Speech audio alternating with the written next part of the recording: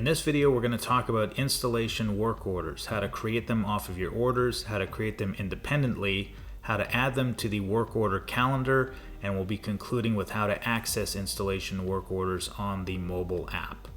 All right, so let's get started. In this example over here, we're going to begin with an order. This is going to be order 1457. And it's a general order that has a couple of items on here. We can see that I have a few items here, 3 items that I'm going to be putting up and installing. And I also have my installation services down below.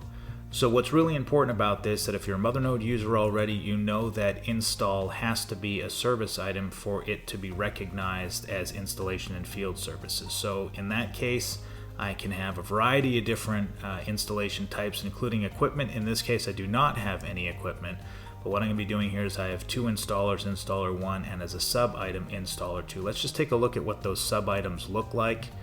When I print these out over here like this, we're going to see that I have a sub item down below. So installation is actually one line item, which accumulates the 2 services together to make one final cost here, okay, for installation. So that's what we talk about when we talk about sub items, and I have the other items that are on here. Okay, so let's go ahead and just simply make the work order. I'm going to click on this, click on installation work orders, and then you can see here that I have the ability to create the work order. Now, if this is a smaller job where somebody is not going to require installers to do the work and they're going ahead and just want to install this on the way home, it's one sign you're going to put up for a customer. You can say work order not required, and then you won't be able to make the installation here. Okay, so that's just a note. So in this case here, I'm going to uncheck that box. You can see that I have my installation information over here like this, and then what I'm going to do is I'm just going to create a new work order. Okay, so this is a very easy process. Now, it's time to explain that I can have multiple trips, and I can either, do this entire job in 2 trips. I can do it in 5 trips. Doesn't make a difference. I can choose the quantities that I'm going to be installing or the line items. This is going to be a one-to-one relationship. So what I mean by that is that I have my order, and the entire order is going to be installed with one work order. So in that case, what I want to do is I want to say select all. It's going to select all the items over here, and now I'm going to say create work order. All right, simple enough. So this takes me to my work order, and now I've created work order 409, okay? So a couple things I want to note here. Generally, what I usually do when I'm going to be creating this, I can click save or cancel, make some adjustments here. Some of this carries over from the actual work order, but what I usually do is I just click cancel once I've created this. And what this does is that it now gives me the work order details. Everything on this job is going to be installed on this work order. We are looking at work orders over here like this, okay? So that's not an order. And the actual order reference is going to be here, and the quote reference is available here as well, okay? So I have all the information here that it has to do with the work order. What I want to inspect first of all is what's going to be on here. It's everything that we saw on the actual order itself. And then what I'm going to do is I'm going to go over to my schedule tab and talk about a couple of things here. So first of all, if I want to assign these to different installers, I want to click on the edit, and then I want to choose the different installers that I have available. So I'm going to choose Jack Jackson and John Santos for the 2 roles that I have, and I click save. All right, they've been added here. Now, this step is actually going to be optional. If you're not dragging and dropping to the calendar and you have a date that you want to have included here, then that will be something you can go ahead. You can put in the date, you can put in the time, etc. You can make it an all-day event and such, okay? Where this would actually auto-populate and why this actually exists is if you go back over here to the order itself, and then you check out the service date. If there was a hard and fast service date that the customer required this to be installed on, that date could be determined within the actual order itself, and that date would end up populating over here automatically, letting the install team know that this actually is already having a date. It has to be installed on this day over here, okay? So you have access to that. So we're not going to do anything with this because we want to show you the calendar and the drag and drop onto that. If there's special notes and instructions that are available, they can be listed down here. And this is where I can assign people to roles on my install team. So for instance, installer 1 is going to be Jack Jackson. Installer 2 is going to be John Santos. In the event that I had augers other equipment, transportation equipment like cranes, trucks, vans, whatever that may be. I can put who the driver is, who's the operator for that, and then the other people can be listed down below. So this is how I assemble my team over here, and you can see the total amount of time that we're going to have is 4 hours for this person, 9 hours for this person. Technically, I should have put this at 5 hours, but it's okay. I can make that adjustment later if I want to, but I'm not going to in this demonstration. Normally, I would have had that all done up front properly. So when I add this, it would have the default 4 hours. I could change that to 5. All right, so what I'm going to do here is this. I'm going to click on Save Schedule. Just want to save the people that I have assigned to this, and everything's good. Now, as it relates to the actual calendar itself, first of all, let's just get our bearings on where we are. We are right now in the work orders. So my most recent work order is at the top of the list. This is where your install teams can run reports, have those reports automatically emailed to them at the beginning of the week. This is what we have going on. You get them daily and so on and so forth. So for more about automating reports, check out the videos on automating reports. But this gives you a running list of all of the open work orders that you have for all the jobs that you're going to be installing. And when you click on one of these, it's going to take us back over here into the actual work order that we were just in. Okay, so what I want to do over here, whether or not I'm in the record or whether or not I'm in the list, I can go to the installation work order calendar, and what we're looking for is we want to look at work order 409. Okay, so let's get our bearings here. We're going to click on the calendar. And now we can see the list of installs that we have for this month. Up here we have the upcoming, and these are already going to be on the map. Now you can see here I had show completed, so I can toggle ones that were completed. It's a sticky feature, so if you click show completed, you leave and you come back, it's only going to show completed. If it's not, when you leave and you come back, it's going to show you this. Same with all of these other functions and features across the top.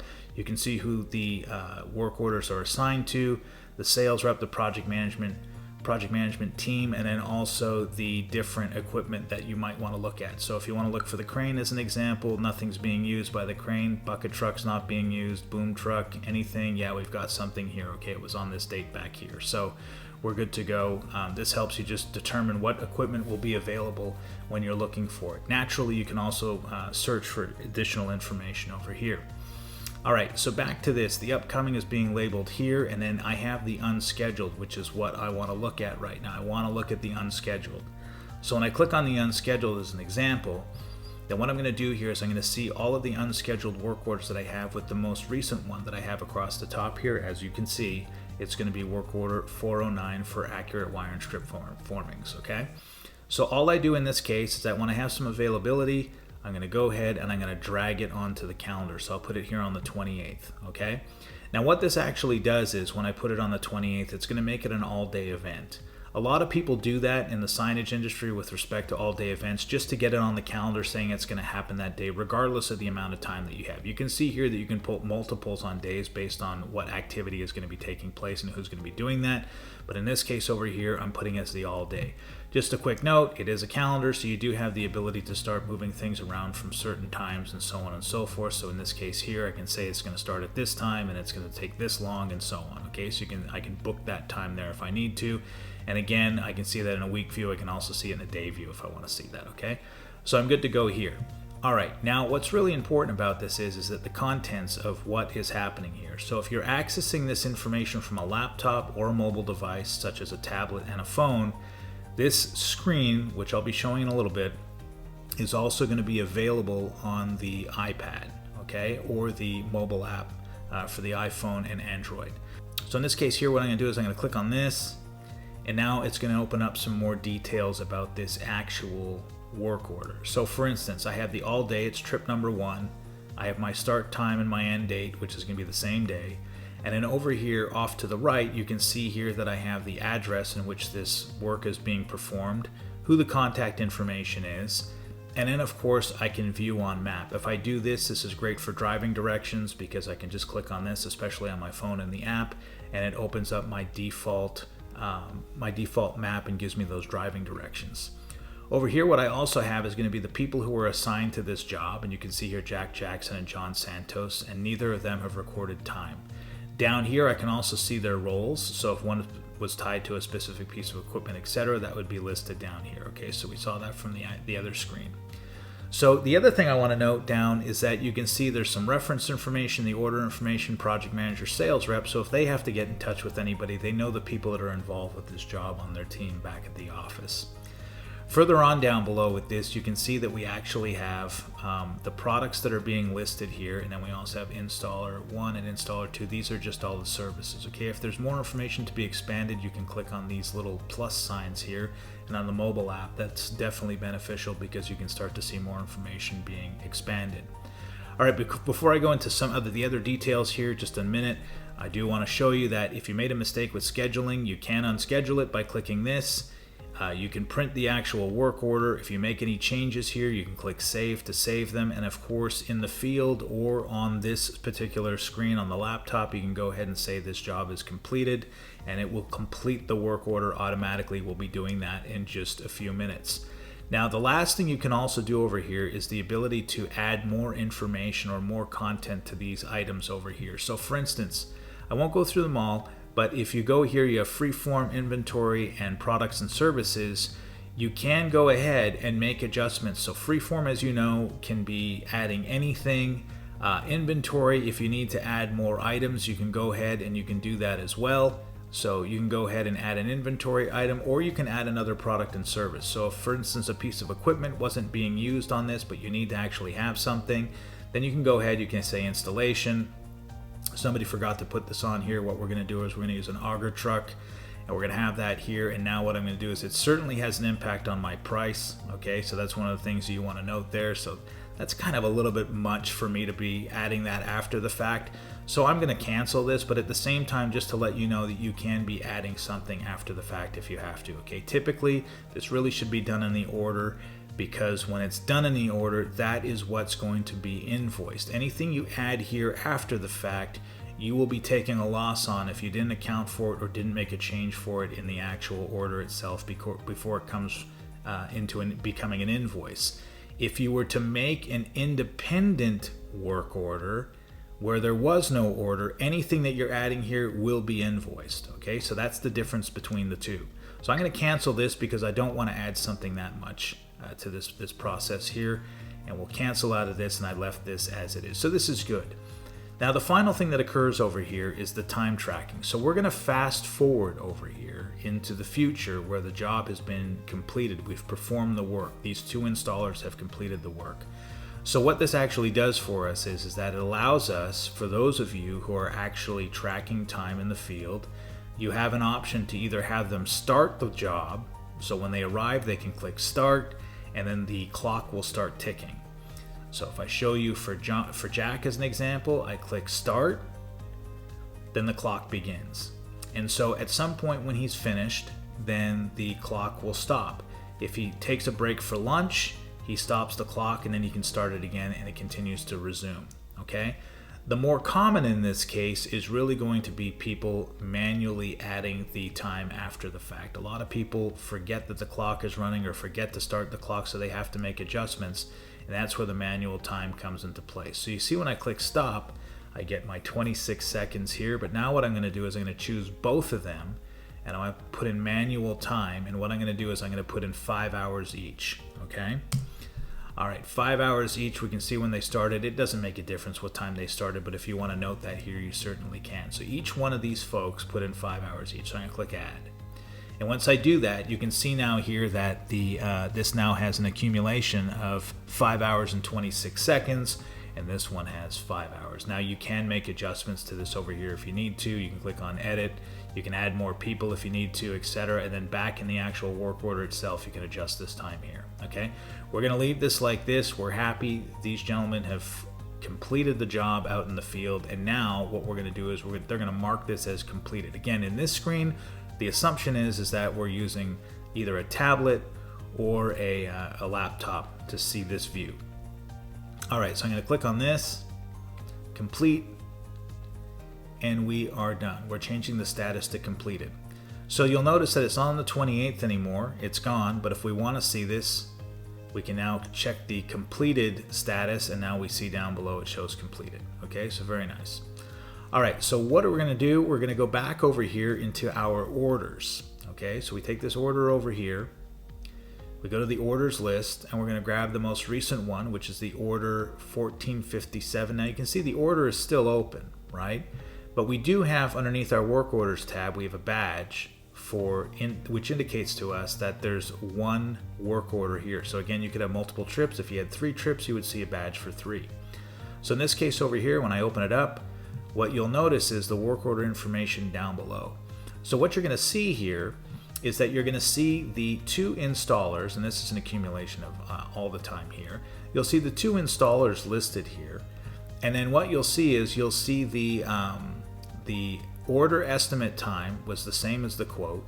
So the order estimate time over here is going to be 4 hours, and then the 5 hours, and then we see the work order was set to the same, but the actual time that's recorded here, which we saw, is going to be the 5 and 5. So it shows that there's now a variance of 1 hour and 26 seconds. Okay, so they're over in the estimated time by 1 hour and 26 seconds. Okay, so you get the idea of what's happening there. All right. So down below, what you're going to see is the list of the existing work order 409. If I needed to click on this, it would take me over there to the work order, and then I can see more of the details in the actual work order itself. Okay, if you need to make any adjustments here, you still have the opportunity to do that if you wanted to. As far as the schedule is concerned, you can see here that we have the all-day date that was put in there. It took the calendar event and put that in there as well. And then if I need to make some adjustments here with the actual time itself, I can do that. Okay, so you can see this records all the time entries. So again, before lunch, you'd see a recording and it would have time in there. Lunch break would take place. Then after lunch, Jackson would clock back in again, and it would continue on that. So this is a time log. Now, if I didn't want to keep the 26 over here, I can remove that just to make things easy. And now it's been removed from my time log. Okay, so very, very nice, very, very easy. All right, so in the end, what happens now is if we go back over here to the order, one thing I want to do at this point is I want to process that order now, okay? So the processing of the order allows me to go ahead and complete this 100%. So underneath the Ship and Install tab, we now know that this is completed. And so whether or not you're using ship, install, completed, etc., the process that is being used here, even though we've already installed it, this is basically a completion process, which is going to help generate our invoices. So over here, what I'm doing is that I just need to say what was completed on this. And so if I'm going to do a partial invoice as an example, if there were 2 work orders, then I can basically say, okay, I'm going to go ahead and complete this and complete this, but I'm going to leave these out, and they can be invoiced later on. Again, one-to-one relationship in this example, we're going to go ship everything, and we're going to say process the shipment, create the shipment, and then we are going to be good to go here. Okay, so what that means is that because this has been completed, it still is going to be in progress over here until my accounting team picks it up and ready for invoice. Okay, and in my ready for invoice across the top, you're going to see here that I have my most recent item. I'm going to say process selected, and when I do that, I've now created an invoice. When I go back to that order over here, the order's now been completed. The moment the last invoice, or in this case only one invoice makes it the last invoice, is created, then that will be my cue to automatically have Mothernode complete that order for me. Okay, so that will happen. If I had partials, this would still be open. Okay, so in this case, this job is 100% done, and that is going to be the way you create a work order from an order. So in this next example, what we're going to do is we're going to create an independent work order without an order off of the customer account. So without me needing an order, I can automatically create a work order and have it scheduled just like I did before. The only difference is because there is no order, I can actually invoice from the actual work order itself. So let's go ahead and do this. I'm going to create a work order from this customer, and you can see it takes me directly to the work orders instead of going to the order. And in this case here, I'll say sample installation work order 2. Now what's different about this is because it's not coming from an actual order itself, what's going to happen here is that in the work order I actually have to add some line items. Okay, so what I'll do here is this. Rather than do an install, we'll do, let's say, what do we got here? Maintenance services. Okay, so we're going to do 2 hours or 3 hours of maintenance services, something small. And what I'm going to do here is I've got a $300 job. They're going to go out and do this, and I'll click save and close, and that's it. We're just going to go change a light bulb or clean a sign or something like that. Okay, so we'll do this here. All right, so once again, I can go ahead and I can assign somebody to the role as an example. Okay, when I do this as an example here, I'm repeating the exact same process. I want to put Bruce as the maintenance person on this one. Save schedule. And now what I'm going to do is I'm going to go to the calendar and I'll do the exact same thing where I look at the unscheduled, take this one and drag it over here onto the calendar. All right. Okay, so another thing I'll show you when I go back over here to my work order 410, I can actually go ahead and complete it from the from here, okay, or I can do it from the front panel right here. Okay, so I can just say work order complete, and by doing that, it's going to complete the work order. Now, what's different about this process is I don't have to go back to an order to go ahead and invoice it. So in this case down below, I can just go make invoice because I don't have an order, so I have to do it from here. So what happens is that it makes the invoice. Once again, the accounting department picks it up and ready for invoice. I'm going to click on this, process this, and now we've made our second invoice. Easy peasy, okay? So the final sample here is going to be taking a look at one of these installation work orders. Okay, so we're going to go back over here to my work order calendar. And what we want to do is we're going to look at this on the mobile device and see how that fares with what we see here on screen. So in this example, we're going to take a look at the Mothernode mobile app and how installers can benefit from using this in the field. The mobile app is available for both iOS and Android and is free for download at the App Store and the Google Play Store. So in this case over here, I'm going to click on my menu. I'm going to click on Work Orders. And then you can see that I have the same work order calendar but condensed on my mobile app. So if I look at here the date the 20th, I'm going to click on this and you can see that when I open up my app, it contains the exact same information that's going to be available to me on the desktop, but again condensed for the actual app. Once you want to record your time, you can go ahead and do that here. As we did earlier, manual time. Again, we'll put in a time of 5 hours. Click add, and now we can see that we've included the total amount of time that was previously there, and then down below all of the items that are available to me. And once I'm done, I can go ahead and complete this order. One of the additional advantages that you do have on the mobile app is the ability to take photos of the job site. So in this case over here, when I click on Files, I can use my camera, either choose to take photos from my library or live photos. In this case here, I'm going to choose from my library.